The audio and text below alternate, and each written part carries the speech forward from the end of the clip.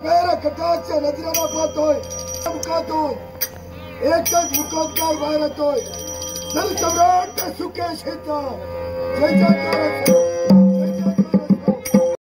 जय मिळाला राज्य प्रसादी एक सरकार विचार करतोय राज्य प्रसादी का पाचारण केलं असेल पण प्रत्येक प्रश्नाचं उत्तर केवळ माझा दादाच मला देणार आहे। दादा तुझा कनिष्ठ बंधू नरकाशी तुला नमस्कार करतोय। शुभम भवतु।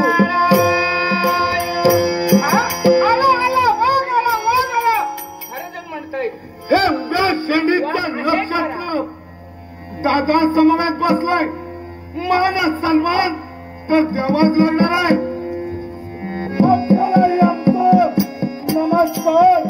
शुभंकराची कल्याणम आरोग्यम धन संपदा। दादा मनाच्या काही प्रश्न निर्माण झाला असं कोणता प्रश्न पूर्व नियोजन होतं देवतावर आक्रमण करायचंय सेना सज्ज केली तेव्हा तुझ्या आज्ञाची मार्गदर्शना करत असताना तुझा संदेश मिळाला राजा प्रसादी कहाणी कशासाठी पूर्व नियोजनात बदल झालाय।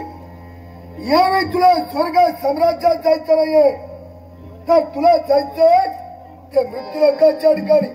दादा वैरत्व हे त्या देवतांचं आणि आमचं मग मरत भूमीतील मरत मानवापर्यंत मी कहाणी कशासाठी जावं एकाच गोष्टीसाठी मृत्यूलोकाच्या ठिकाणी गेल्यानंतर जे जे देवतांची भक्ती करताना दिसतील प्रत्येकानं समाचारानं सांगून देवभक्ती बंद करायला लावावी। याला कारण काय सांगून ऐकलं तर ठीक यापेक्षा तुझ्या मनाला वाटेल बुद्धीला पटेल त्याप्रमाणे देवभक्ती बंद करावी। पण मरत मानवाचा दोष काय आहे ज्या समजण्याला भक्तीपासून वंचित करायचं एकच प्रत्येकातील मरत मानव देवताची भक्ती करतोय देवताच्या नावानं यज्ञयाग करतोय यज्ञात आहुत्य देवतांच्या नावानं देतोय जेणेकरून देवशक्ती प्रबळ बनते आम्हा दानवांना अपयश येतोय म्हणजे आम्ही दानव शक्तिशाली असूनही आजपर्यंत हतबल ठरलो त्याच्या मुळाची कारण काय तर परत भूमीतील भक्ती बरोबर दादा पाऊस पुरण पावतोय मला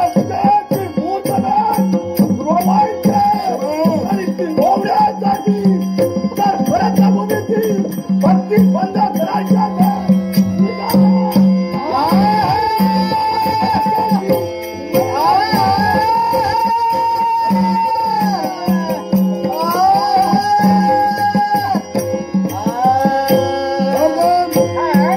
मेरा कशी गेलाय दिलेली जबाबदारी पूर्णच करणार शंकाच नाही तर ही तर संधी साधून निघालो।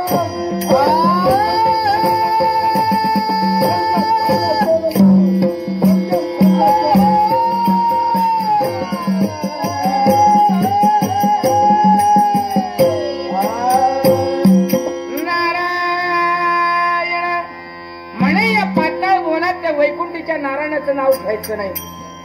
विश्व हे 3 तालाचं आहे स्वर्ग मृत्यू आणि पाताळ या विश्वावर सत्ता माझ्या नारायणाची आहे। जळीस तळी काष्टी पाषाणी जो दशांगुळ भरून उरलेला आहे हे चराचराला व्यापून उरलेल्या परमात्मा परब्रह्म परमेश्वरा तुझ्या चरणी नारदाचा शतशः प्रणाम। हे सूत्र हाती धरलंय आणि याला मृत्यूलोकात पाठवलंय कारण यांच्यातून आतापर्यंत पापाचरण घडलेलं नाही जेणेकरून पापाचरण घडल्याशिवाय यांचा शेवट करता येणार नाही। म्हणूनच भक्तिबंध पर्याय ब्राह्मणांचा छळ हेच पापाचरण आणि पापाचं उच्चतम शिखर म्हणजे ज्यांचं मरण लवकरात लवकर यांच्या पदरी कसं पडेल याची उत्सुकता मला आहे। पण अशा या आसुरी शक्तीपासून स्वतःचं जीवन स्वतःचा संसार वाचवायचा असेल तर हे माणूस म्हणून जगायला शिक। देवाचं देवत्व धर्माची धार्मिकता आणि माणसांचं माणूसपण या त्रिवेणी संगमाचा अर्थच मुळे माणूस या प्रेरणेत केला जातो आणि तोच माणुसकीचा धर्म ज्यानं आत्मसात केला आणि जो माणसाप्रमाणे वागला ना तोच खरा माणूस।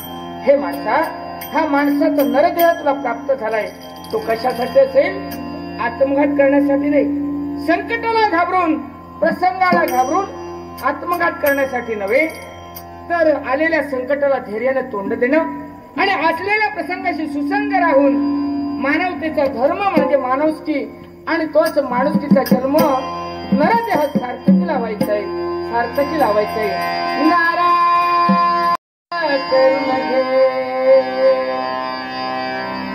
नर सार्थक या जन्माचे नाम